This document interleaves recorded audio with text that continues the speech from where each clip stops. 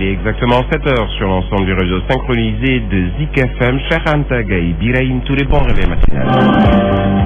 Les titres de cette édition: encore un mort par électrocution à Dakar. Une jeune fille a perdu hier la vie à Mbao dans la maison où il est exécuté des tâches ménagères. Elle était âgée à peine de 18 ans, nous dit notre correspondant Karim Ouad, fixé sur son sort ce matin.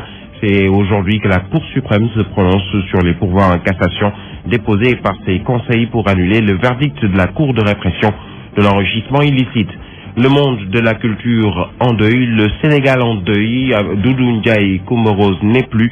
Le tambour-major déclaré patrimoine mondial vivant par l'UNESCO nous a quitté hier. Large fenêtre sur ce triste événement dans ce journal. À suivre, la page des sports. Aujourd'hui, nous parlerons notamment de l'Afrobasket Tunisie 2015. Les Lions entrent en lice aujourd'hui, nous dit Lamine Gueye. La revue de la presse de Fabrice Nguema mettra un terme à cette présente session d'information. Bienvenue à toutes et à tous.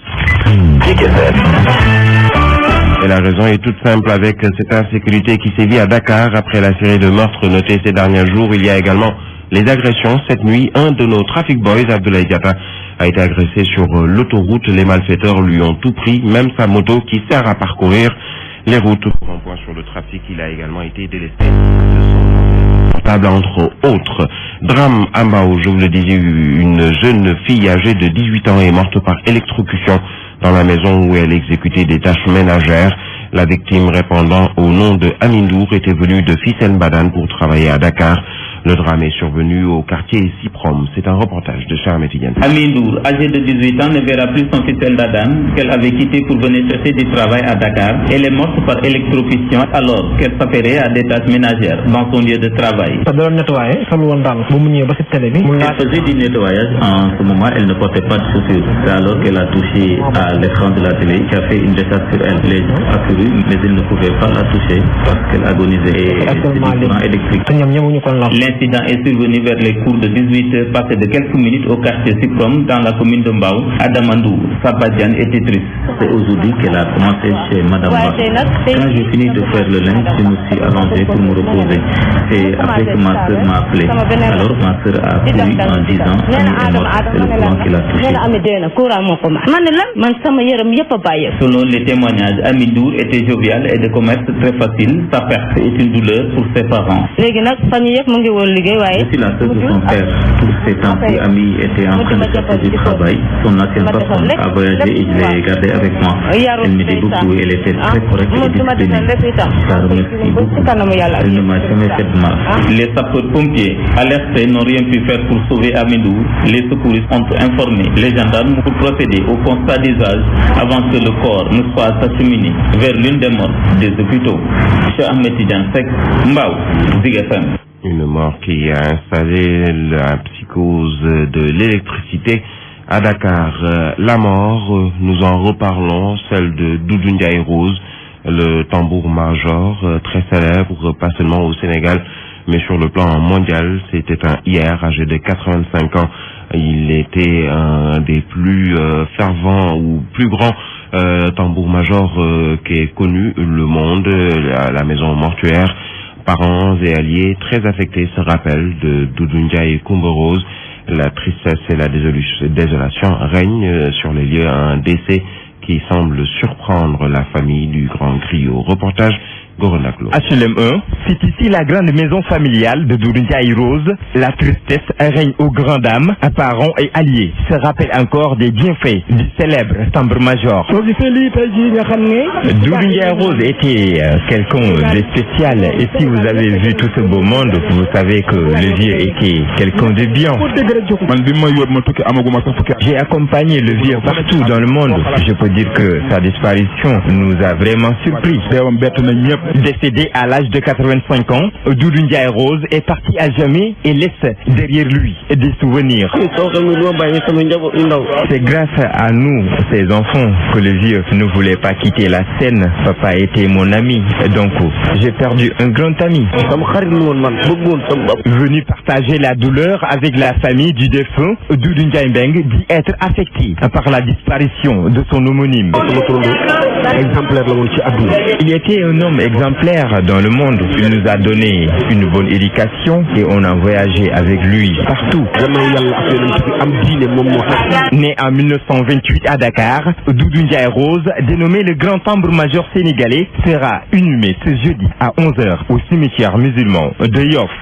Merci à vous, Gorondatlo. Le monde de la culture a perdu un monument. Le ministre de la Culture et de la Communication réagit ainsi au décès de Doudou Ndiaye Coumba Rose de Oussouye, dans la région du Sud où il est en déplacement. Mbagnick Ndiaye salue la mémoire d'un grand artiste qui a exporté son art sur tous les continents. Selon lui, l'homme, patrimoine vivant de l'UNESCO, mérite les hommages de la nation et du monde entier. Mbagnick Ndiaye, ministre de la Culture, il est au téléphone de Simon Faye. C'est tout le monde culturel qui perd un monument. Qui ne se souvient pas des prestations de Doudou Ndiaye Rose à travers les différents continents, principalement lors du bicentenaire de la Révolution française. Doudou Ndiaye Coumba Rose a été de tous les temps avec Léopold Sédar Senghor, avec Abdou Diouf, mais également avec Abdoulaye Wade, récemment avec Macky Sall. Il mérite plus que les hommages de la nation, il mérite les hommages du monde. On ne peut pas laisser l'héritage de Doudou Ndiaye Coumba Rose comme ça. Je crois que l'État prendra toutes les dispositions nécessaires comme il se doit pour que véritablement l'héritage de Doudou Ndiaye Coumba Rose soit préservé, soit enseigné, mais également soit conservé. N'oubliez pas que Doudou Ndiaye Coumba Rose, grâce à l'État du Sénégal, a été au patrimoine historique vivant de l'UNESCO. C'est dire que de tout temps l'État s'est un peu préoccupé du sort des grands artistes sénégalais. Et puis toujours cette perte immense pour le monde entier, mais surtout pour l'Afrique. Cette figure emblématique des rythmes a beaucoup contribué à la consolidation du patrimoine immatériel. Ainsi témoigne le coordonnateur du réseau culturel des journalistes d'Afrique. Il est par ailleurs conseiller au ministère de la Culture et de la Communication, notre confrère Alassane Cissé. Il est ici avec Ndeye Médor. Doudou Ndiaye Rose est une figure de proue du patrimoine immatériel. Doudou Ndiaye Rose est un virtuose des percussions. Doudou Ndiaye Rose a beaucoup contribué à la valorisation, à la promotion et à la vulgarisation des rythmes africains. Parce que notre patrimoine immatériel, que sont ces rythmes, c'est très important. Quand vous entendez par exemple les rythmes lébou, le ndaourabine, les lébous se sentent valorisés. Ils sentent leur appartenance ethnique. Quand c'est les rythmes Yala, les Alpolars se sentent concernés. Et ça, c'est important, l'appartenance identitaire. Et Doudou Ndiaye Rose a réussi tout ça en donnant vigueur à ce riche patrimoine. Et puis, toujours concernant ce rappel à Dieu du tambour-major Doudou Ndiaye Coumba Rose, un homme de culture, certes, mais également un homme multidimensionnel. Il était aussi connu comme militant fervent du Parti socialiste, et ce depuis les années 1960. Doudou Ndiaye Coumba Rose était conseiller municipal à la Médina et a toujours été fidèle au Parti socialiste. C'est le témoignage du chargé de communication du Parti socialiste, Abdoulaye Wilane, joint par Simon Faye. Monsieur Doudou Ndiaye Rose n'était pas que percussionniste de renom. Homme politique, il était, et à ce titre, il me plaît de rappeler que M. Doudou Ndiaye Rose était un élu dans le Dakar où il était conseiller municipal à la Médina. Jusqu'au dernier congrès du parti, il avait plaisir à venir faire sa prestation et ne nous demandait rien en retour. C'est pourquoi, à l'annonce de sa disparition, nous avons tenu à saluer sa mémoire, à présenter nos condoléances, parce qu'il était un citoyen du monde, à toutes les nations qui l'ont connu, qui l'ont aimé, qui ont bénéficié de ses œuvres. Que le Seigneur Tout-Puissant accueille Doudou Ndiaye Rose dans son paradis éternel. Et puis, toujours concernant ce rappel à Dieu de Doudou Ndiaye Rose, sachez que le groupe des médias a compati à la douleur de sa famille. Doudou Ndiaye Rose, décédé ce mercredi, un homme mythique, tambour-major, qui a porté son art partout dans le monde. Il y a quelques jours, il avait à peine soufflé sa 85e bougie. Pas cher Silla. Partout à travers le monde, aux côtés du drapeau, Doudou Ndiaye Coumba Rose et ses sabars font partie des symboles du Sénégal indépendant.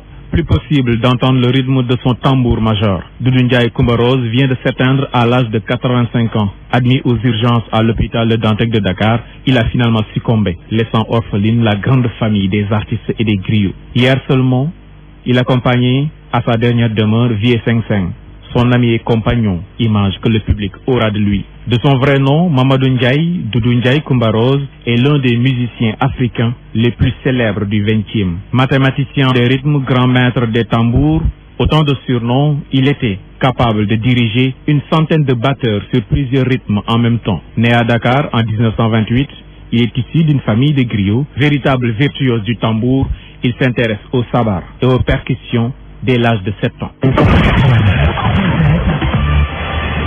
Le reste de l'actualité est dominé par l'affaire Karim Wade. C'est aujourd'hui que la juridiction, la Cour suprême dirigée par le juge Mamadou Badio Camara se prononce sur la requête de cassation de la défense de l'ancien ministre d'État libéral contre l'arrêt de la CREI, le privant de liberté pour 6 ans.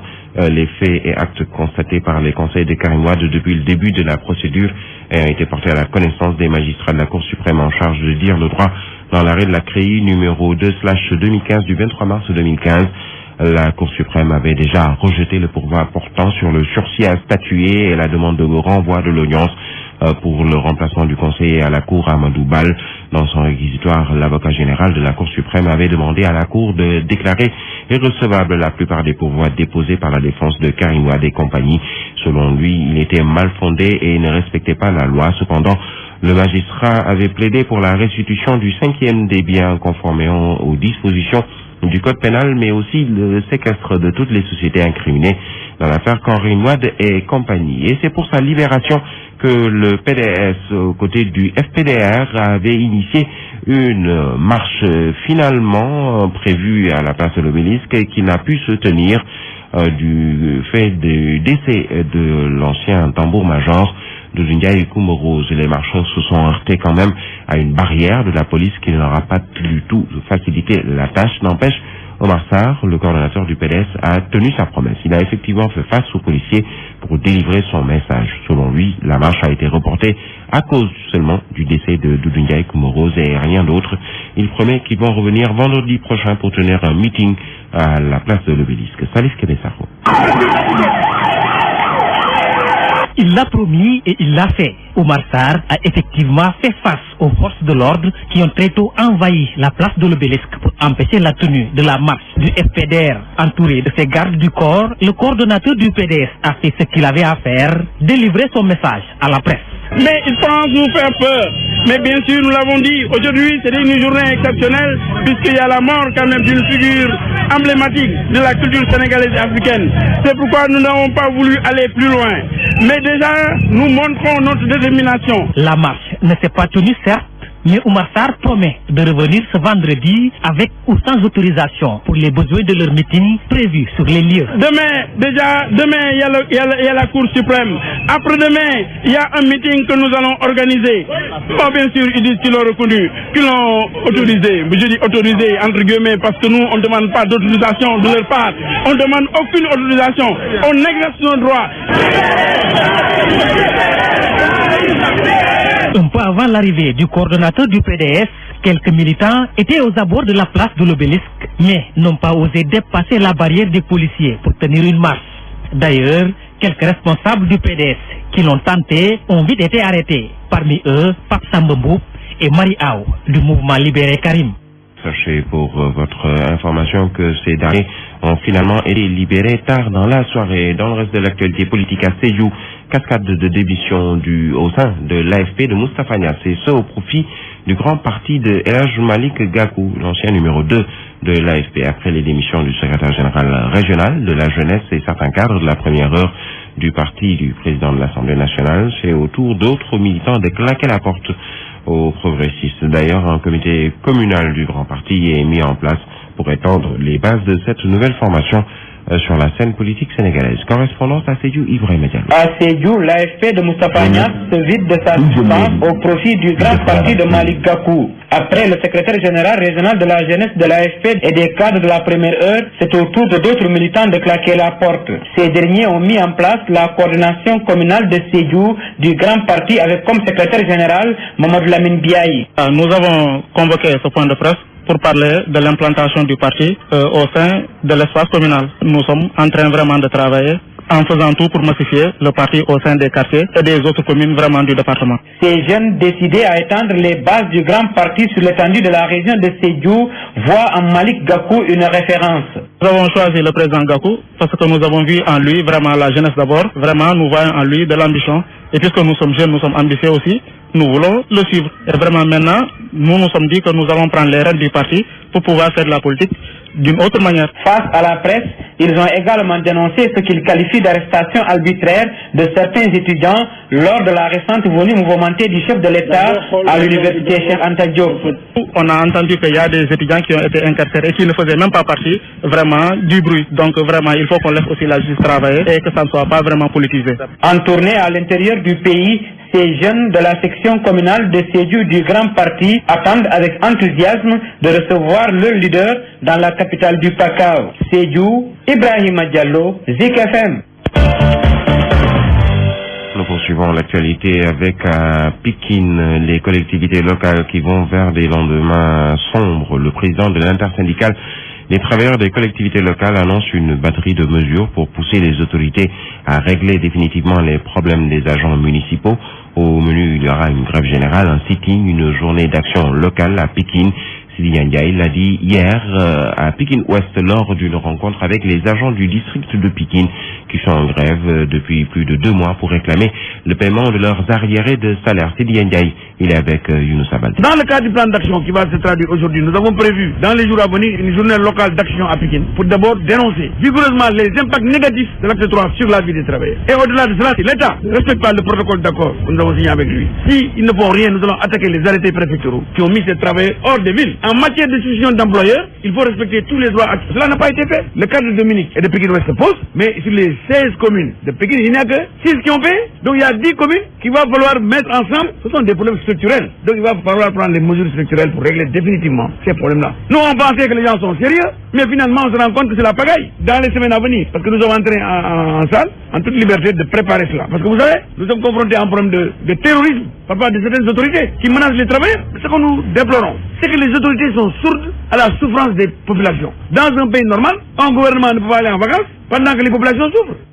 Et puis, nous parlons toujours de ces problèmes dans la banlieue avec l'accessibilité aux soins de santé de base pour les populations qui posent réel problème. Un grand nombre ne dispose pas de ressources financières pour se rendre dans les structures de santé. Ainsi, pour soulager ces populations démunies, la couverture maladie universelle a installé plutôt son comité local de développement pour redynamiser les mutuelles de santé. Initiative saluée par les populations de l'arrondissement de Thiaroye et les autorités locales qui se disent prêtes à accompagner. Reportage Nanko Bakri. Le district sanitaire de Mbao présente un centre de santé de type 1 et 13 postes de santé. Toutefois, l'accès aux soins demeure problématique pour les populations. Ici, les maladies respiratoires et diarrhéiques constituent les principaux motifs des consultations selon le médecin-chef du district de Mbao, Diambogne Ndour Faye. Les coûts des prestations sont élevés, les populations sont diminuées, surtout dans nos zones en banlieue. Les insuffisance respiratoire, les hypertensions, les maladies de la peau, les maladies dentaires. Il y a également les maladies diarrhéiques, les gastro-entériques qui sont également fréquentes. Dès lors, la couverture maladie universelle à travers les mutuelles de santé vient pour répondre à ces difficultés dont souffrent les populations de l'arrondissement de Thiaroye. Le médecin-chef se félicite de l'installation du comité local de développement. Avec cette initiative de M. le Président, je pense que la santé sera améliorée pour tous les plus démunis. Le maire de Diamaguène Sicap Mbao, pour sa part, magnifie l'initiative de la couverture maladie universelle, étant donné que la santé est une compétence transférée. Koumbondo Fienfal. Les communes que nous sommes ne sont pas en mesure de prendre en charge totalement toutes ces préoccupations-là. La venue aujourd'hui de l'agence de la couverture maladie universelle va nous être d'un apport bénéfique. Ainsi donc, les autorités locales et les populations s'engagent à accompagner les mutuelles de santé dans l'arrondissement de Thiaroye. Nanko Bakayoko Pikine, Zik FM. Nanko Bakayoko, pour terminer avec les artères de l'unité 21 à 25 des parcelles assainies, bouchées à cause de l'eau, des égouts. Dans ces localités, les salles de bain sont devenues impraticables. Les habitants cohabitent ainsi avec la mauvaise odeur et les cas de diarrhée ont été signalés. Cela relève de la compétence de l'État. Selon les riverains, la situation est aujourd'hui critique. Ces derniers n'ont plus l'appétit pour consommer normalement les aliments par peur de maladies. Reportage Zaraïda. Dans la commune des Parcelles Assainies, au sein de plusieurs unités, l'eau des égouts envahit beaucoup d'artères. C'est le cas à l'unité 25, 24 et 21. L'odeur empeste et les populations n'en peuvent plus de cette situation. Amoul Sané. Surtout ici que vous voyez dans ce barrage, les gens sont fatigués. Des cas de diarrhée ont même été enregistrés. Les salles de bain de certains habitants sont devenues impraticables. Ils ont la diarrhée due à l'eau. Franchement, on ne peut pas vivre dans ces conditions. Qu'on puisse pas se laver dû à l'eau usée. Donc l'eau usée actuellement mélangée à l'eau du robinet. Ouais. Franchement, on peut même pas nous laver. On peut même pas nous laver. Franchement, il y a la mosquée. On ne peut pas prier. Selon les habitants, cette situation relève de la compétence de l'État et il doit trouver le moyen de les soulager. Mais c'est l'État qui doit nous aider. L'ONAS, elle est affiliée à l'État. Aujourd'hui, les habitants consomment difficilement les repas à cause de l'odeur. Un état de fait favorable à la prolifération des mouches et moustiques. De fait, les populations veulent une solution avant que le problème soit définitivement réglé. Parcelles Assainies, Zahra Aïdara, Zik FM. Actu-Sport. Nous en arrivons à la page des sports dans ce studio pour nous la présenter. Lamine Gueye, bienvenue, bonjour. Bonjour Birahim, bonjour à tous. Alors nous démarrons avec l'Afro-Basket qui se poursuit à Tunis. Les Lions débutent aujourd'hui face au Maroc. Oui, à 20h à Tunis, donc 21h en temps universel au Sénégal. Le groupe Sénégal sera au complet. Tous les joueurs sont opérationnels. Cher Sarr, le coach pourra donc mettre sa meilleure équipe pour tenter de battre une équipe marocaine qui n'est pas, quoi qu'on dise, dans le top 4 des sélections africaines, en tout cas considérées comme favoris. Il s'agira surtout pour les Lions d'assurer les points à tous les points de vue et puis de bien débuter la compétition sans trop de pression. Mais avant, le Sénégal, le champion en titre jouera, le champion en titre c'est bien sûr l'Angola, jouera contre le Mozambique. Ce sera à 15h toujours dans le groupe B du Sénégal.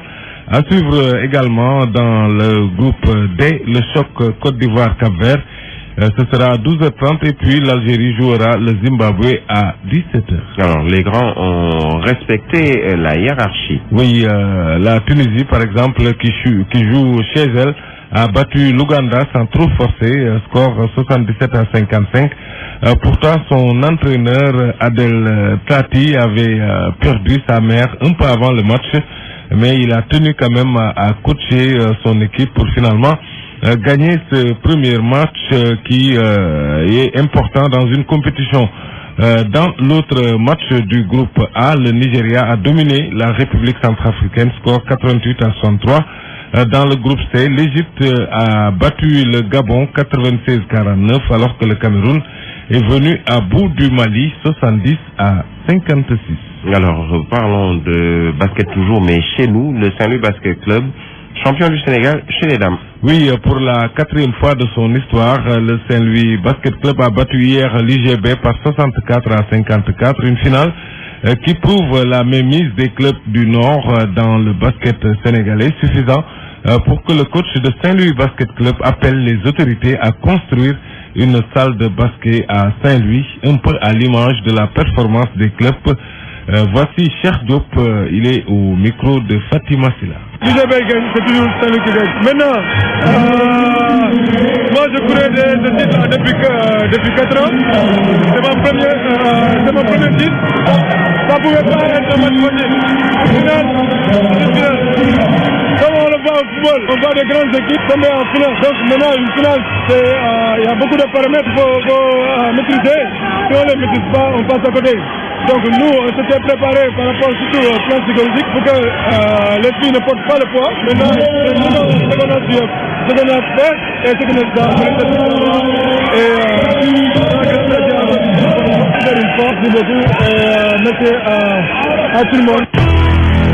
Voilà, donc je disais tantôt que les clubs de Saint-Louis, après cette performance, veulent une salle de basket à Saint-Louis à l'image de leur performance.